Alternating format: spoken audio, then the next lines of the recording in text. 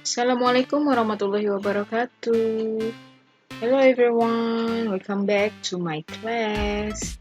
Learning English with Miss Tami. How are you everyone? I hope you have a great day. Okay. Today we are going to learn about essential grammar of asking for and giving opinion expression. In the last meeting, you have studied about some expressions of asking for and giving opinion, and also how to agree and disagree that opinion. Now, we will learn the essential grammar. Jadi, grammar yang digunakan pada expression asking for and giving opinion. Oke, langsung saja. Oke, these are the activities on today's learning. What are they? First, today you will learn the essential grammar of asking for and giving opinion expression. Kamu akan belajar tentang grammar penting pada asking for and giving opinion expression. Ya. Second, the essential grammar will be in two parts. So there are two essential grammar here that you will learn today.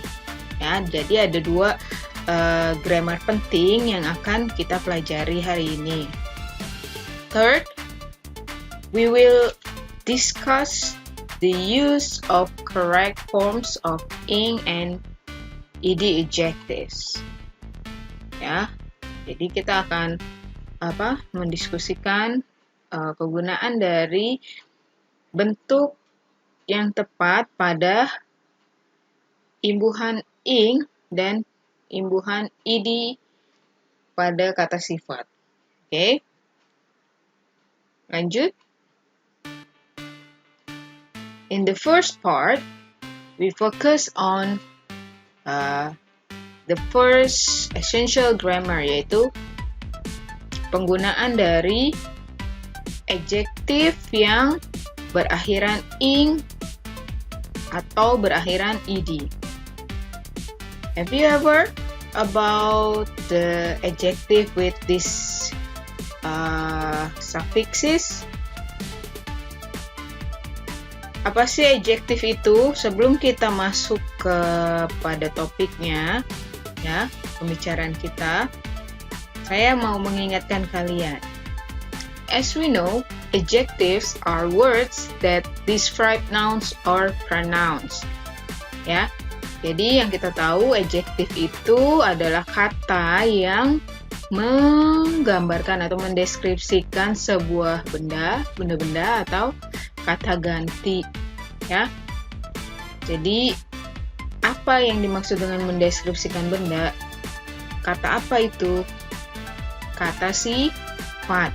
Ya, jadi adjektif di sini berfungsi sebagai kata sifat, ya.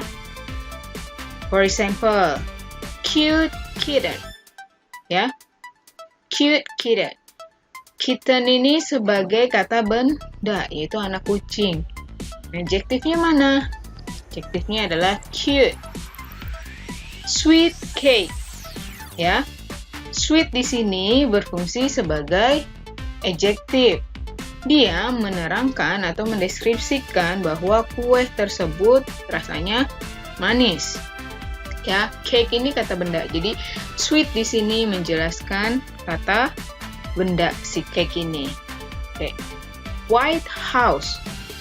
White itu termasuk ke dalam warna, color, ya, colors.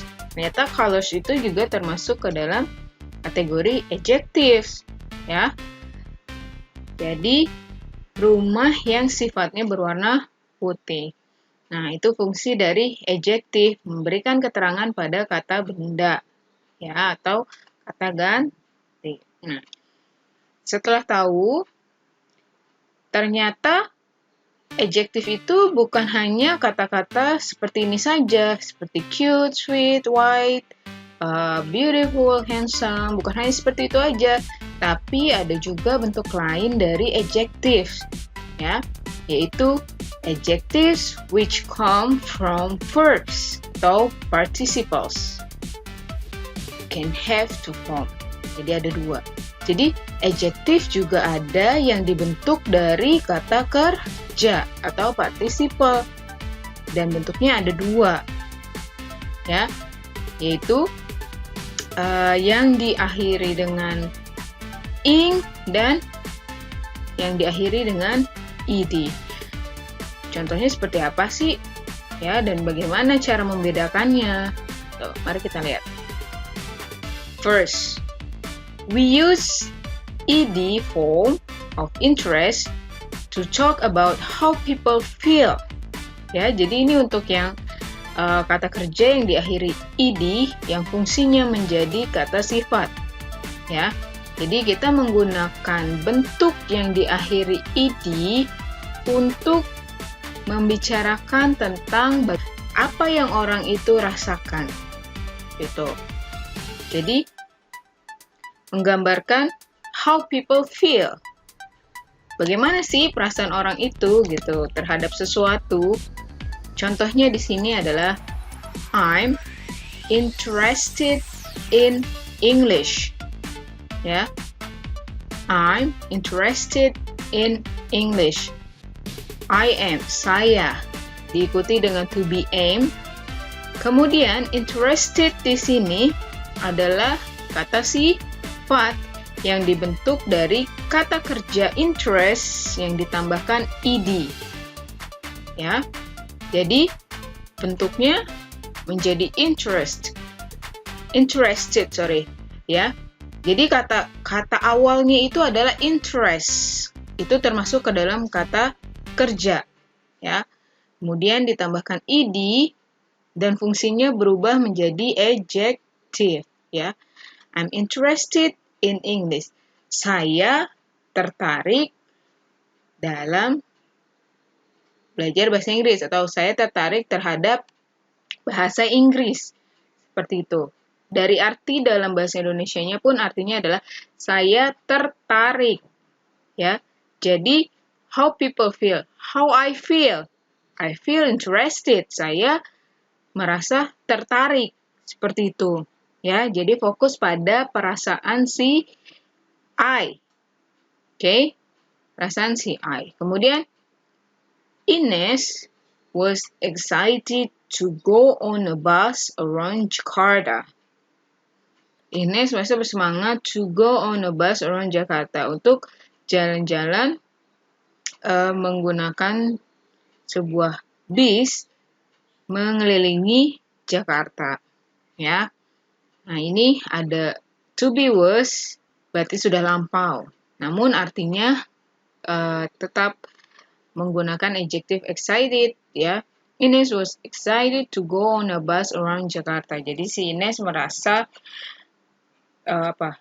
bersemangat gitu to go on a bus around Jakarta. Jadi yang dirasakan oleh Ines itu adalah semangat, excited, ya.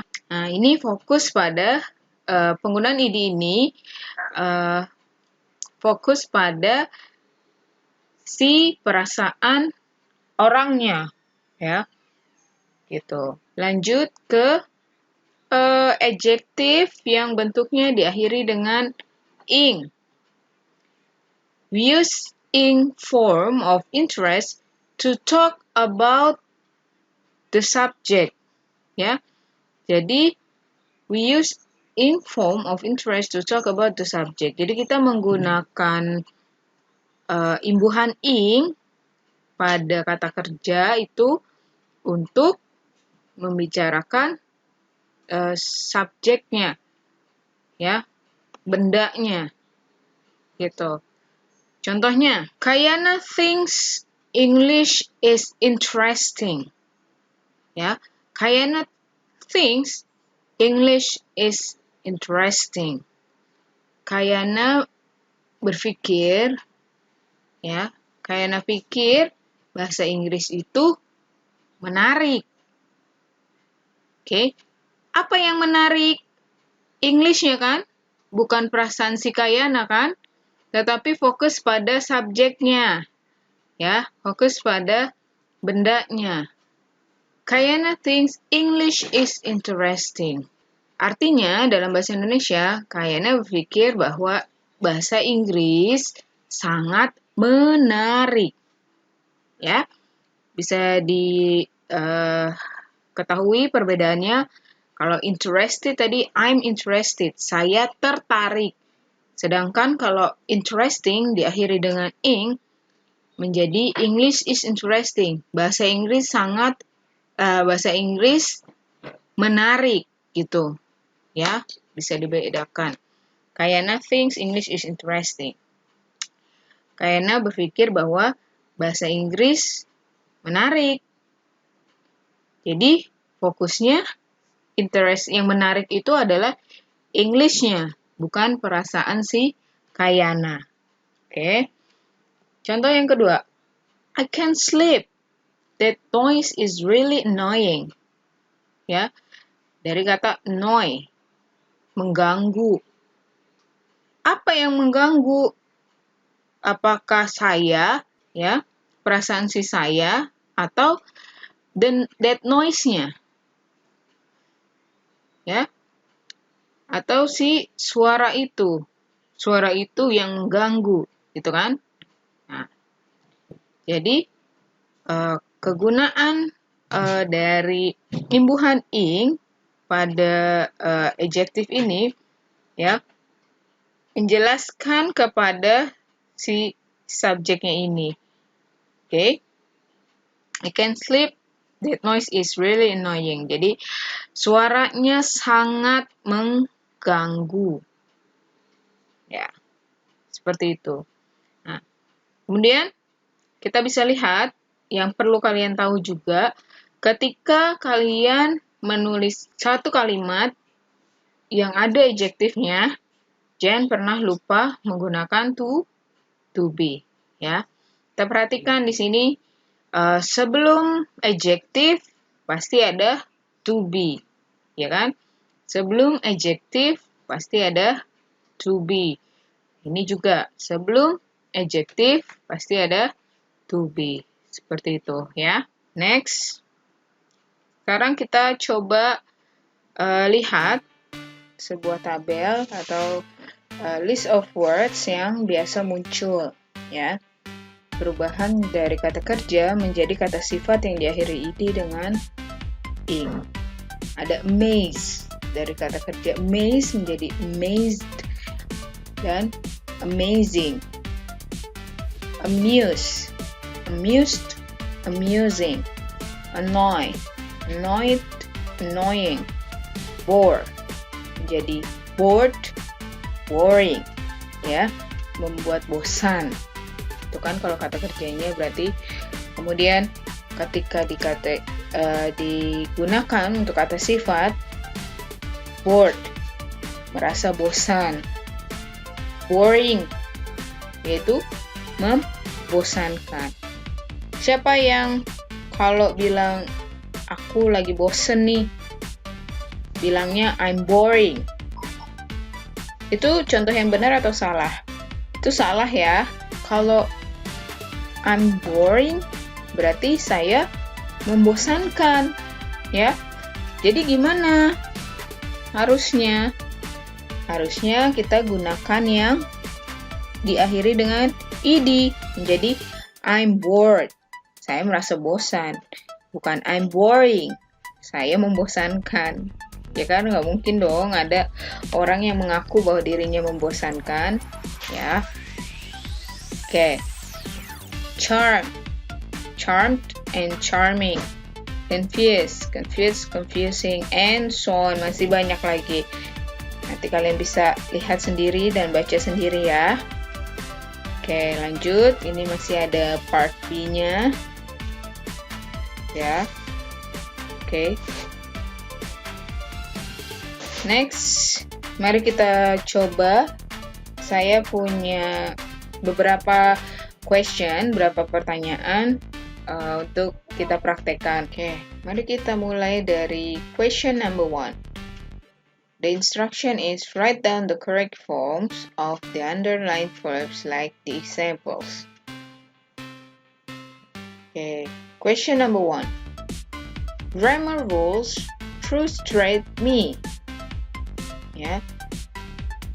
They are not logical. They are so bla bla bla. Nah, kira-kira bentuk yang tepat untuk melengkapi kalimat ini apa?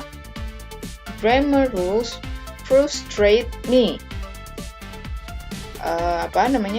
Aturan pada grammar membuat saya frustasi. Ya, frustrate yang digunakan di sini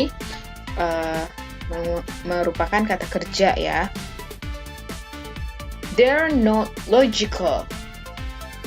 Ya, karena mereka nggak masuk akal gitu. Bagi yang bingung dengan grammar rules. They are so bla bla bla. Ya.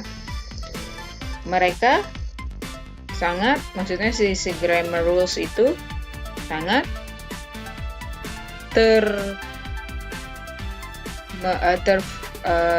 terpusingkan atau membuat pusing misalnya. Nah, yang mana kira-kira? They are so frustrated or they are so frustrating. Ya. Kita lihat, ini maksud kalimatnya fokus pada perasaan seseorang atau fokus pada sesuatu, subjeknya, gitu. Ya, they di sini fokusnya kemana sih? Reverse-nya kemana? They di sini maksudnya ke si grammar rules, ya. Berarti sesuatu yang membuat frustasi, ya enggak? Grammar rules itu sangat memusingkan. Ya, jadi jawabannya yang tepat yang mana? They are so frustrating. Ya. Grammar rules frustrate me. They are not logical. They are so frustrating. Paham nggak? Ya. Karena ini kan fokus pada subjeknya, fokus pada bendanya yang membuat frustrasi, tapi bukan perasaan saya gitu. Kalau grammar rules frustrate me, they are not logical. I'm so frustrated. Nah, itu baru benar karena fokus pada perasaan si saya, ya kan? Tapi di sini kan yang dituliskan adalah they. Fokus pada subjeknya si grammar rules ini. Jadi they are so frustrating. Lanjut.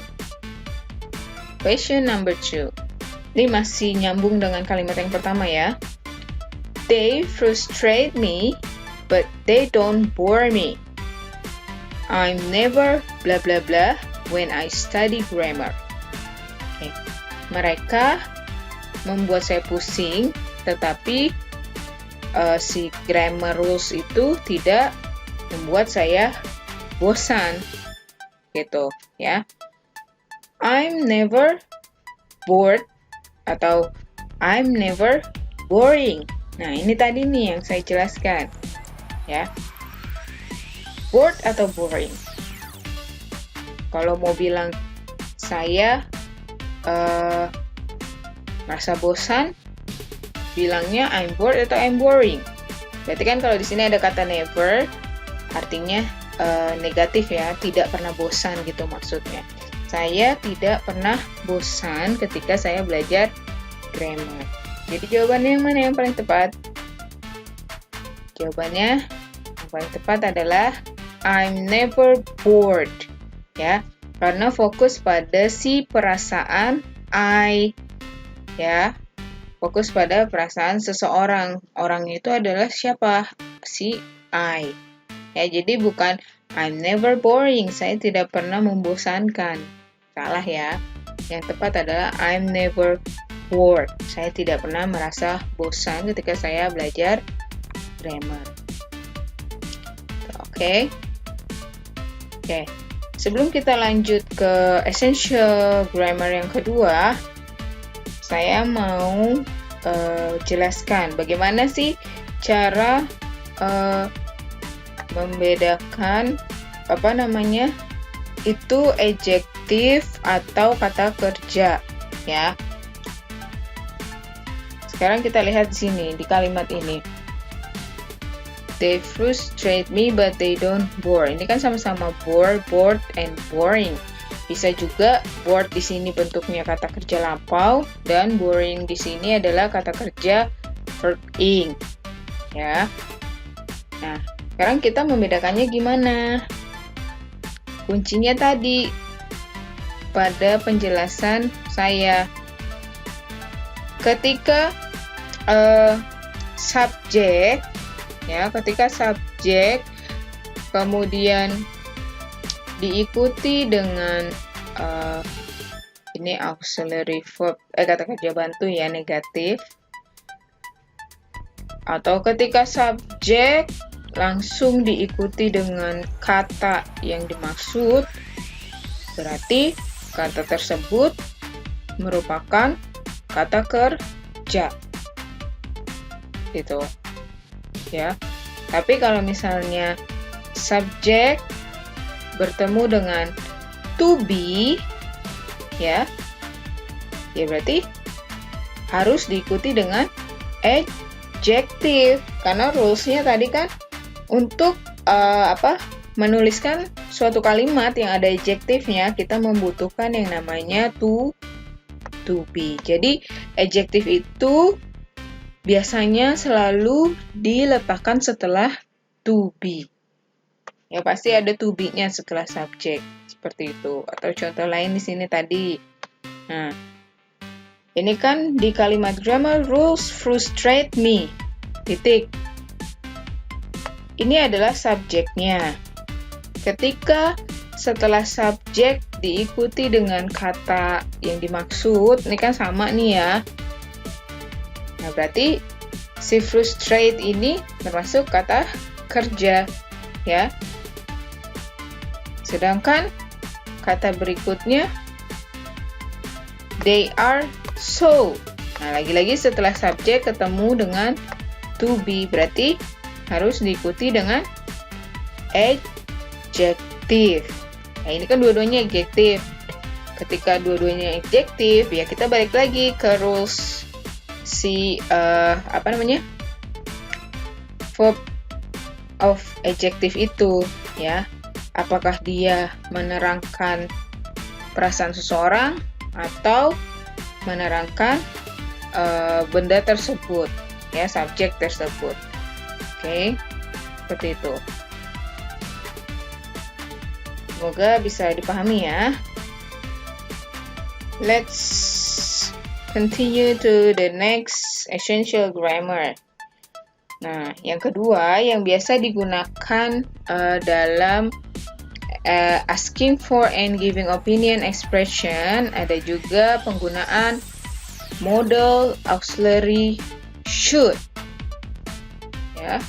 Jadi penggunaan should juga sering ada di sana. Ya. The modal should gives information about whether something is a good idea. We often use should to express an opinion.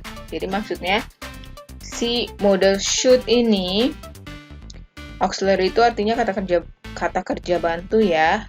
Dia banyak, ada to be, ada modals juga. Nah, di sini kita bahas si modals. Salah satu contoh modals yaitu should yang digunakan untuk mengekspresikan opinion. Jadi should ini modal should ini memberikan informasi tentang apakah sesuatu hal itu adalah ide yang bagus, gitu. Kalau menurut kita itu ide yang bagus, enggak, kita untuk mengungkapkannya kita bisa gunakan auxiliary should. Oke, contohnya, You should watch the new stand-up comedy. It's really entertaining. Jadi, kamu mau menyarankan nih ke teman kamu kalau kayaknya kamu harus nonton stand-up comedy deh yang baru itu, gitu, ya. Karena acaranya sangat menghibur. Nah, kita bisa gunakan should ini ya. You should watch the new stand-up comedy. Kamu kayaknya harus nonton acara stand-up comedy itu deh, gitu kan? It's really entertaining. Nah, ini penggunaan adjective tadi ya. Fokus pada it's. It's ini refers ke mana? It's ini refers ke stand-up komedinya, ya kan? Ya, menjelaskan si subjek stand-up komedi kan, bukan perasaan si you atau perasaan si pembicaranya kan, tapi fokus pada halnya gitu. Yang menarik itu yang menghibur itu adalah si acara stand-up komedi, kan? Kalau entertained gimana penggunaannya? Bisa juga. You should watch the new stand-up comedy. It's really entertaining. I'm very entertained when I watch the new stand-up comedy gitu. Jadi saya sangat merasa terhibur gitu ketika nonton acara tersebut, si stand-up comedy itu, ya. Atau contoh kedua, bentuk negatif, shouldn't dari should not, ya. Kita singkat menjadi shouldn't. You shouldn't watch too much television. Ya, misalnya teman kamu bangunnya kesiangan mulu, jadi ke sekolahnya terlambat terus gitu kan. Nggak taunya di rumah kalau malam dia tuh senang nonton TV sampai lupa waktu gitu. Atau nonton YouTube misalnya. Kamu bisa kasih opini ke teman kamu, you shouldn't watch too much television, ya. Bisa seperti itu. Oke. Nah, di sini ada catatan pentingnya nih. Gimana sih cara menuliskan kalimat menggunakan should atau shouldn't, ya? Kita lihat. Di sini ada subjek, ya. Subjeknya adalah you. Langsung diikuti dengan auxiliary should, modal should. Nah, setelah should ini diikuti dengan watch. Watch itu adalah kata kerja. Kata kerja dasar atau kata kerja bentuk pertama. Jadi, setelah should harus diikuti dengan verb one, ya. Atau setelah shouldn't harus diikuti dengan verb one. Kata kerja dasar atau kata kerja bentuk pertama. Nah, seperti itu. Gampang ya? It's very easy. Okay. Let's try. Question number 3. Write down the correct form of verbs to complete the opinions.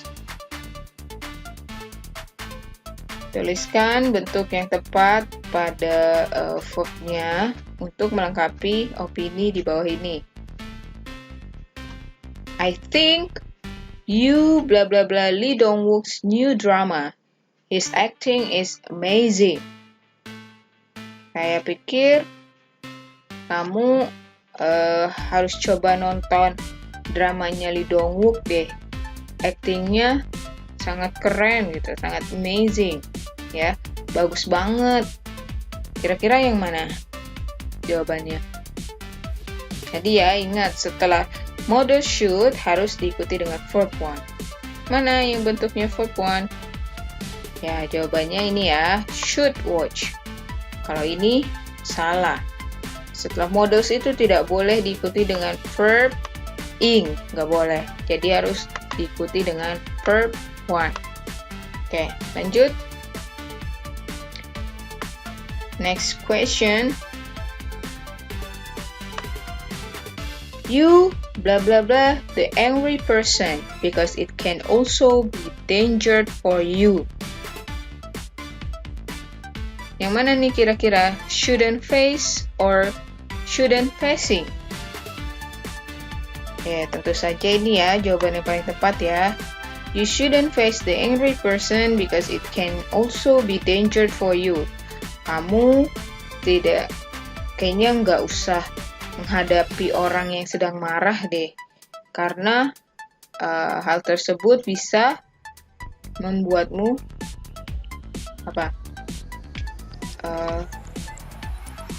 bahaya gitu, membuatmu ke situasi yang membahayakan, atau hal tersebut bisa membahayakanmu. It can also be danger for you ya. Gampang kan? Nah, seperti itu. Itu adalah penggunaan dari essential grammar pada asking for and giving opinion. Okay, you are done learning the essential grammar of asking for and giving opinion expression. So you have to remember that kamu harus ingat bahwa adjective yang diakhiri dengan ed biasanya mendeskripsikan emotion, ya, mendeskripsikan emosi seseorang, atau they tell us how people feel, ya. Adjektif-adjektif yang diakhiri dengan ed ini biasanya menggambarkan perasaan seseorang. Oke. Kemudian yang kedua, adjectives that end in ing generally describe the thing that causes the emotion. Ya, yang menyebabkan emosi itu, atau fokus pada bendanya gitu, ya. Itu yang berakhiran dengan ing. Pada umumnya mendeskripsikan atau menjelaskan sesuatu yang menyebabkan emotion. Ya, tadi membosankan, menyenangkan, memusingkan, gitu kan?